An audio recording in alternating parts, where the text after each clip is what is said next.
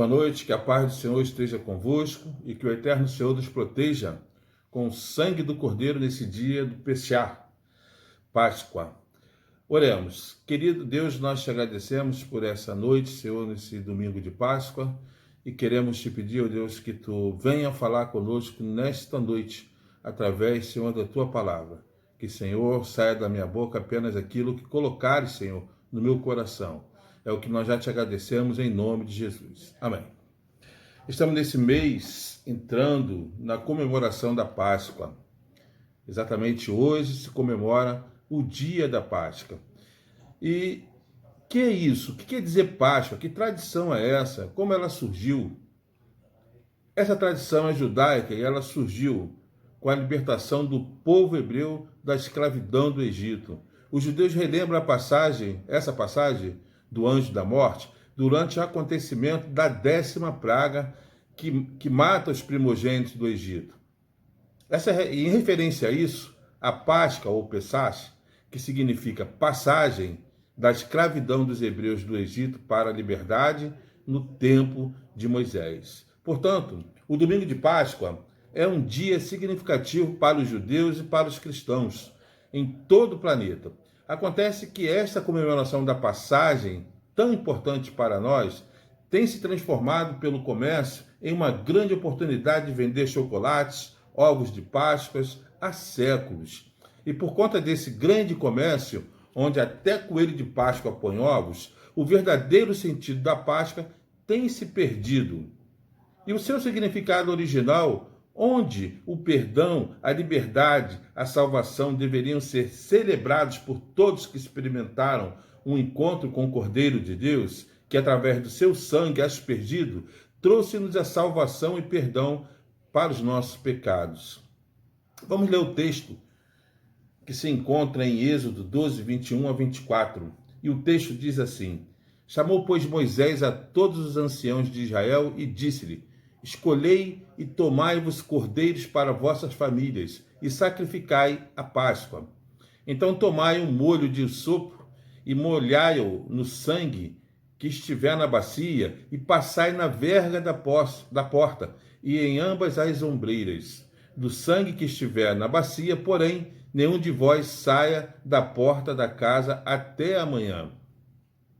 Porque o Senhor passará para ferir os egípcios, porém, quando vir o sangue na verga da porta e em ambas as obreiras, o Senhor passará por aquela porta e não deixará o destruidor entrar em vossas casas para nos ferir. Portanto, guardai isto por estatuto para vós e para os vossos filhos e para sempre. E acontecerá que, quando entrardes na terra que o Senhor vos dará, como tem dito, guardareis este culto. Essa passagem ela relata o cumprimento da 10ª e última praga no Egito. O Senhor, por meio de Moisés, dá instruções aos filhos de Israel relativas à partida do Egito, e especialmente para a sua preservação no juízo por vir. Cada família sozinha ou ligada uma a outra deveria matar um cordeiro sem mácula e com um molho de sopro espargir seu sangue em ambas as ombreiras na sua casa, para que o anjo destruidor, vindo à meia-noite, não entrasse naquela habitação. Deveria comer a carne assada com pão asmo, um pão sem fermento, que se comeria às pressas na noite da da Páscoa do Egito, e ervas amargosas, para lembrar de como a vida era amarga ali no Egito, quando eram escravos do faraó. Conforme disse Moisés, todos deveriam estar com os vossos lombos cingidos, e os vossos sapatos nos pés, e o vosso cajado na mão, e comereis apressadamente. Deveria estar tudo pronto para uma partida eminente. Essa é a Páscoa do Senhor. Essa é a verdadeira Páscoa. Observemos que o versículo 21 e 24, do 21 ao 24, há algumas verdades que pontuaremos nessa mensagem. Primeiro, a primeira ordem. Deus dá ordem a Moisés. No versículo 21, na parte final do versículo, ele diz: escolhei e tomai-vos cordeiro para a vossa família, e sacrificai a Páscoa. Era uma ordem expressa a Moisés e os anciões. Era uma ordem urgente, pois a 10ª praga estava às portas, literalmente às portas. O animal escolhido, o cordeiro ou cabrito, deveria ser sem mácula, ou seja, puro e sem defeito. E o não cumprimento dessa ordem seria a morte do seu primogênito. Os primogênitos, tanto de homens quanto de animais, seriam mortos. Em Êxodo 12, 13. Estavam chegando a salvação e libertação ao povo israelita, mas era necessário obedecer às ordens do Senhor. E assim foi feito. O que aprendemos com esse primeiro ponto? Que assim como os hebreus obedeceram à voz do Senhor, é assim fundamental para nós também obedecer à voz de Deus. Obedecer à voz de Deus implica colocar nossa fé nele. E obedecer é renunciar à nossa vontade pessoal para que a vontade do Pai se estabeleça em nossa vida. Para que isso aconteça, é necessário conhecer o Senhor e confiar no que Ele faz. O que Ele faz é sempre o melhor para nós. Isso é a chave para o nosso crescimento e amadurecimento espiritual.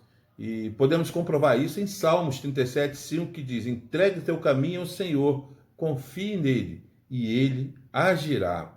As ordens de Deus para nós significa proteção, significa misericórdia, significa que ele nos ama, significa que se você ouvir e obedecer, a tua vida irá bem. Segundo ponto é a segunda ordem. Porém, nenhum de vós saia da porta da sua casa até amanhã. Versículo 22, na sua última parte. Aqui Deus fala para o seu povo que era necessário um tempo determinado para que ficasse em casa. E a ordem da OMS aos governantes, a Organização Mundial de Saúde, para os nossos governantes hoje, é ficar em casa de quarentena. E ambas as ordens de ficar em casa. Portanto, irmãos, como cristãos devemos, como um espargir de sangue, em ambas as ombreiras e na verga da porta da nossa casa, com o sangue do Cordeiro, que o anjo destruidor, para que esse anjo não venha entrar na nossa casa. Meus amados irmãos, é claro que estamos falando nesses dias que precisamos das misericórdias do Senhor.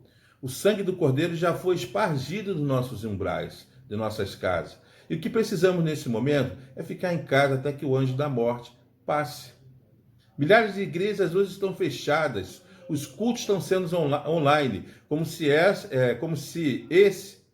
esse que está sendo feito aqui agora. Nós não estamos indo ao templo, mas continuamos sendo igreja e como tal devamos continuar sendo, orando, jejuando e contando as vitórias que o Senhor tem nos dado pelas suas misericórdias. E devemos confiar em Deus porque dele vem a salvação.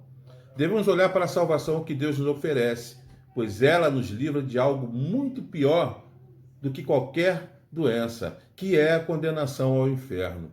Talvez seja um bom momento para você fazer uma reflexão da sua vida. Fazer perguntas como: tenho sido fiel a Deus? Como anda a minha vida em comunhão com Deus? Tenho tirado pessoas do inferno com o meu testemunho? Quantas pessoas ganhei para Cristo nos últimos anos? Sou convertido ou sou convencido? Só vou à igreja porque tenho medo de ir para o inferno?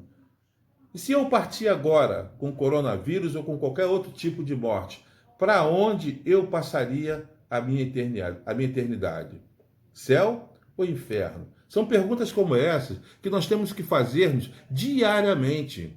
Diariamente, irmãos, porque o pecado está aí. O mundo está nos oferecendo coisas que nos traz dificuldades de servir ao Senhor, nos trazem caminhos diferentes para o reino. Tem hora que eu penso que Deus permite certas doenças ou epidemias para fazermos essa reflexão. Pessoas que estão no mundo, todos estão clamando para que o juízo de Deus não caia sobre nós, sobre os nossos queridos. A Bíblia diz que Deus não precisa provar que nos ama ao nos livrar dos males desse mundo, porque Ele já demonstrou isso pelo seu amor, nos enviando Jesus Cristo, seu Filho, por nós pecadores. E agora, quem nele crê, tem a vida eterna. E para finalizar, irmãos, para esse momento de preocupação e medo por conta dessa doença que arrasta-se pelo país, a Bíblia nos convida a manter uma confiança inabalável no Senhor, mesmo quando não sabemos o que vem pela frente. Quando entregamos a Deus o controle das nossas vidas, experimentamos uma paz que excede todo o nosso entendimento. Filipenses 4, 7. E quando experimentamos essa paz, o Espírito Santo nos enche de esperança e nos mostra que nenhum mal pode durar para sempre. E que Cristo, que é o maior de todas as coisas, sempre estará ao nosso lado e lutará em nosso favor. E para isso, tomai-o do sangue do Cordeiro que foi morto na cruz do Calvário, e passai-o, este sangue, na sua porta, em ambas as ombreiras. Porém, nenhum de vós saia da sua casa até amanhã, porque já é chegada a salvação. Que Deus nos abençoe, irmãos, que possamos realmente buscar na presença de Deus essa solução para os nossos problemas, que possamos confiar em Deus, porque Ele está sempre conosco em todo instante. Amém, queridos? Que Deus nos abençoe.